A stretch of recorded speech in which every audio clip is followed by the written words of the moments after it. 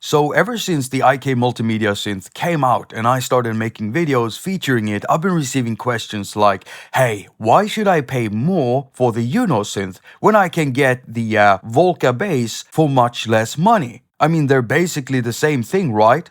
Well, the answer to that question is no, they're absolutely not the same thing. I wouldn't compare these two, and I'm gonna show you why I wouldn't compare them by comparing them.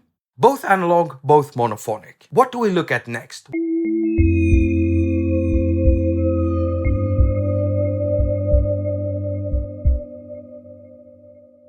Hello and welcome to haQ attaQ. My name is Jakob. I'm your host and you're watching a haQ attaQ episode. So in this episode, we're going to compare these two synthesizers. This is the thing. I always use my ears to decide whether I like something or not. When it comes to music gear or music applications, I always use my ears. Do I like the sound of this thing?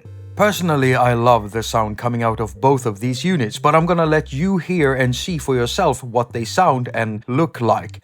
What they look like? What the sound looks... I'm gonna be using an oscilloscope. Okay, so we're gonna do a side-by-side comparison, and I'm only gonna be using saw waveforms and square waveforms because I want to be fair to the Volca here. The Volca only has those two waveforms, while the UNO Synth has more. But more about that later on.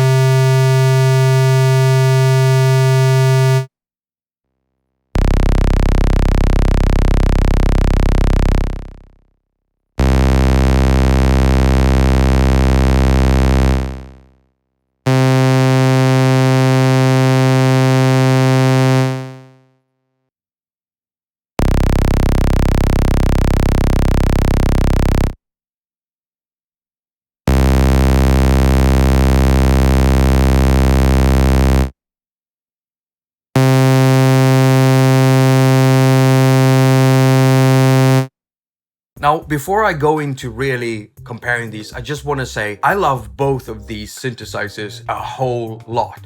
I also want to clarify that I'm not doing this comparison to show you which one is best or which one is worst, because I don't subscribe to those types of concepts. You see, it always comes down to what you like, what you prefer, what you want, what you need, and what you intend to do with it. A toy can easily be turned into a tool depending on how you use it. And the same is true if you turn it around. A tool can easily be turned into a toy depending on how you use it. Now, let's start with the sound generating capabilities. So the Volca Bass has 3 analog oscillators, and they're actually split up in 3 parts. So when you're doing sequences, depending on how you set this thing, you can actually make one sequence for each individual oscillator. You can't do that on the IK Multimedia UNO Synth. So that's something that's very cool with this one. And you basically have 2 waveforms to choose from. So we've got a square waveform and a saw waveform. Whereas the IK Multimedia UNO Synth actually has more than that, meaning you have loads more options with your sound when it comes to the UNO Synth. Not only that, the UNO Synth also has a white noise generator, meaning you can make hi-hats and snares and stuff like that very easily.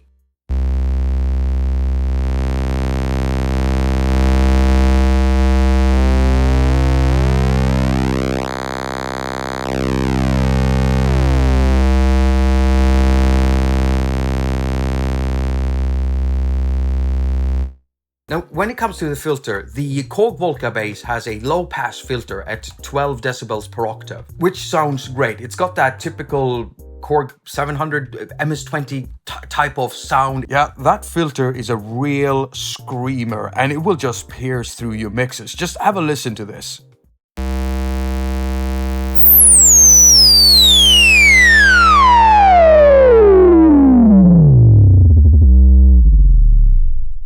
Now, the UNO Synth can also scream, but it doesn't scream as much or as crazy as the KORG Volca Bass. However, the filters cannot really be compared because the UNO Synth has a 2-pole filter. So, you have a low-pass filter, a high-pass filter, and a band-pass filter. It's more like having a Swiss Army knife of filters.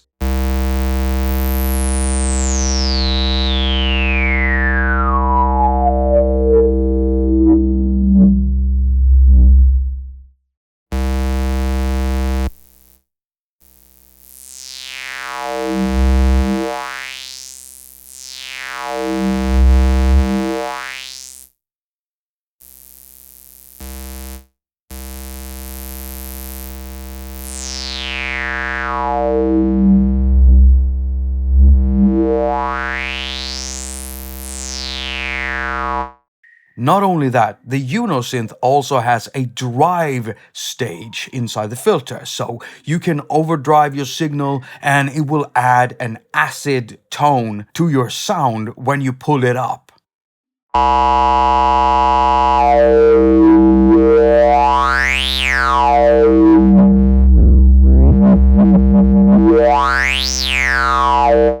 Okay, so here's the thing. We are doing subtractive synthesis here. We're using filters to remove frequencies from an audio signal. In this case, audio being generated by oscillators, hence the name subtractive synthesis. And since the functionality and sound differ so greatly between the Volca Bass and the UNO Synth, well, maybe you can begin to see why I wouldn't compare them. But if you're not still convinced, then let's just keep at it. So what about modulation? Both of them does have modulation capabilities. So you can basically modulate the filter and you can modulate the pitch with an LFO and also an envelope generator. And you can do the same thing with this one. But if we look at the LFO on this one, then you have two waveforms. Whereas the IK Multimedia UNO Synth has actually more options. So you got your saw, you got your triangle, you got your pulse. Again, Swiss Army knife type of LFO. Now the thing is, through MIDI, you can actually access more modulation capabilities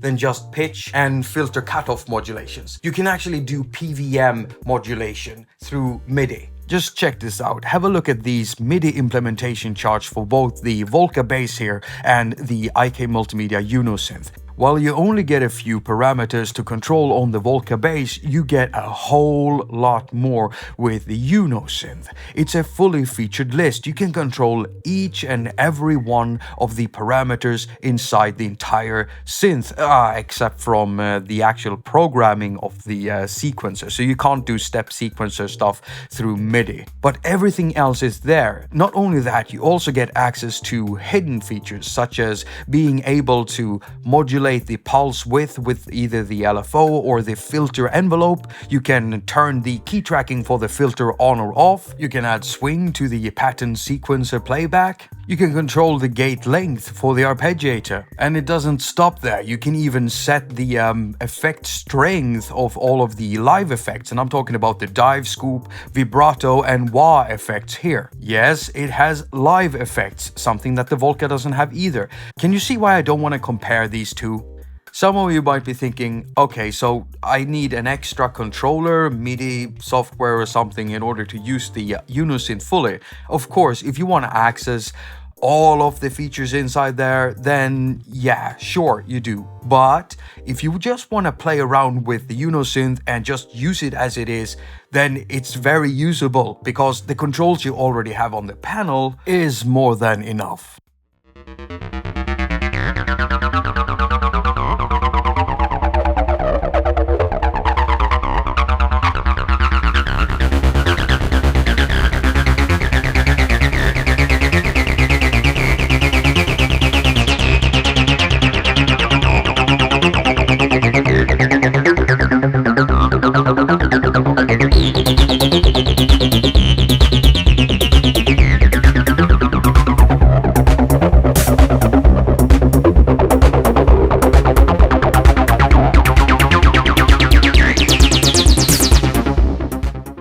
If you do want to have access to all the extra stuff, you could just map out your own MIDI controller or do as I did, build my own interface inside a MIDI controller app. But you don't have to because IK Multimedia has released a full editor for free that can be used on either PC, Mac, or iOS. And yes, that includes iPhones and iPads, so it's universal. Next, we'll have a look at the envelopes, and I want to add something here. Before the latest update for the UNO Synth firmware, you only had access to the attack and decay controls for the filter envelope. And you also only had access to the attack and release controls for the amplitude envelope through the panel on the synth. However, with the latest firmware upgrade, you can now access all of the control, meaning attack, decay, sustain, and release for both envelopes right on the panel. So UNO users out there, head on over to the IK Multimedia site and download the firmware upgrade. So on the Volca, you basically have an attack knob, and then you have like a combined decay/release kind of knob. And that's the thing, you have one envelope in here, and that same envelope is being used for controlling the filter and also the amplitude out. Now you do have a sustain mode, but you have to switch that on the keyboard.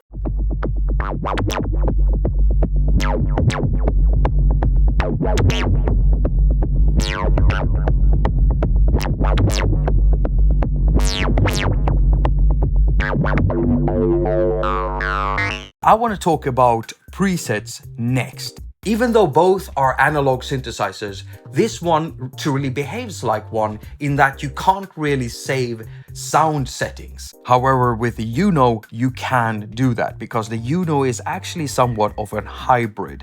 Not in the way that it produces its sound or filter stuff or anything like that, but in the way that it has 100 presets and 80 of them are user presets. There are already sounds in there, of course, but you can overwrite them with your own sounds. Not only that, each slot can also hold the data that you've put into the sequencer. So essentially giving you 80 slots for storing sequences, even though each sequence is tied to a specific sound. That's way more than what you have on the Volca, because on the Volca you can only save pattern sequences and not the sound settings, and you only have 8 slots for saving patterns.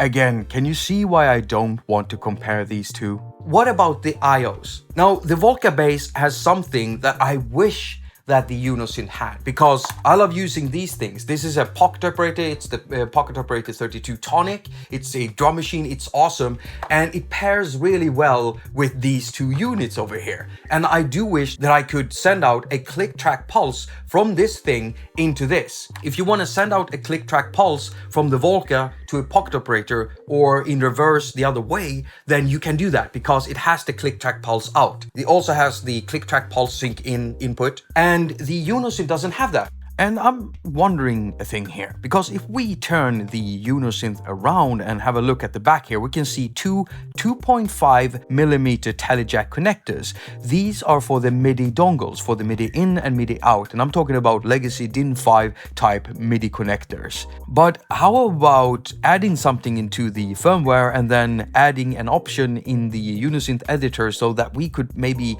possibly switch the MIDI in and out to 5V click track pulsing instead, so that we could sync to pocket operators, Volcas, and modular synthesizers, for instance. I don't know if it's possible, but it's a suggestion. Okay, so the UNO Synth has one more thing that the Volca doesn't have. It has a USB interface, and this thing will allow you to connect to an iPad, an iPhone, a Mac or PC, and the UNO Synth will show up as a MIDI interface. And previously, the UNO Synth could only receive USB MIDI data, but since the latest firmware upgrade, it can now also send out USB MIDI data.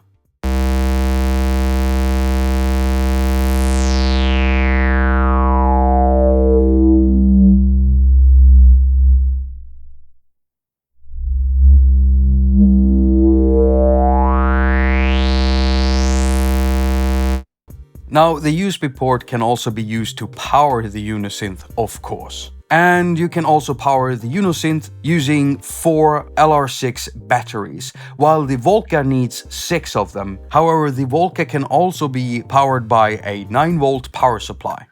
Right, I think I'm gonna round this up. There's probably more we could talk about, but I hope you see why I don't want to compare these two. I can't tell you which one you should get.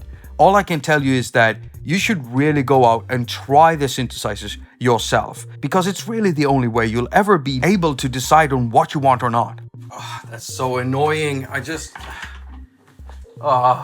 always try to film when there's the most amount of light outside, because otherwise it goes dark like this.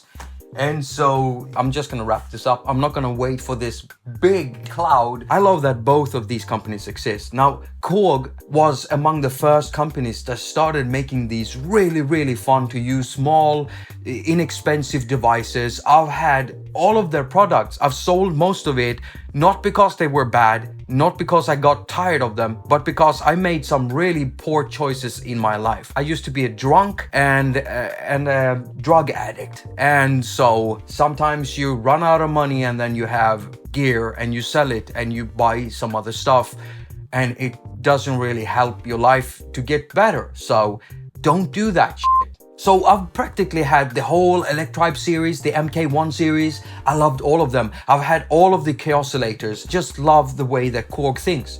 And now IK Multimedia is in on the market too, and it's making something that could be said similar, because it's got this fun to play effects. It's got a very instant fun to use little keyboard with scales and arpeggiator and everything. I hope both of you make more of these. IK Multimedia, I want you to make a polysynth, okay, or a polyphonic synthesizer. Just make more of these. It's just awesome. And KORG, I can't wait to see what you'll come up with next. I know a lot of us would... Oh, now it's going dark again. Now, if you liked this video, then why not just hit that thumbs up, because that really helps with the ratings here on YouTube. Because every time you press the thumbs up or you comment, basically interact with one of my videos, it gets pushed out to more people, because YouTube will be like, hey, this seems relevant to a lot of people. Now, if you want to support me in a financial way, then I suggest you go check out my Patreon. I just added a new tier where you can get access to a Patreon role on my Discord server, meaning you can unlock the voice chat channels over there. But that's only for the voice chat, and you, as I said, you access it through a Patreon tier. Now, if you still want to join my Discord server, there is a free option, because I've made an invite link that will invite you to the unlocked regular chat rooms, and anyone can join it. So there's a link down in the description that you can just click, and if you have an account on Discord, then it will just invite you right into the channel. Or if you don't, then just make an account. I like Discord because it's perfect for stuff like this, and also Discord is available for PC, Mac, Android and iOS, so anyone can use it. It's really great. So join up on the free server today if you want to, and for those of you who want the occasional voice chat, choose the $5 tier over at Patreon. Now, if you don't want to do Patreon, then I've got a PayPal link if you want to do a one-off donation, just like that. If you don't want to do that, then you can always have a look at my Bandcamp, where I've got music. I've basically been dropping a new track every month. I can't say that's gonna be like that for the future, but I've been trying to do it like that because I just need to make more music. Kind of makes sense for a musician, right? Well, if you don't want to do any of that, then you can always share my videos, you know, spread the word to anyone who might be concerned with stuff that I make videos about. Made that sound really weird, but that's the way I talk. So, thank you so much for watching. As usual, I wish you a very productive week. Now go finger all of your stuff and have a lot of fun doing it.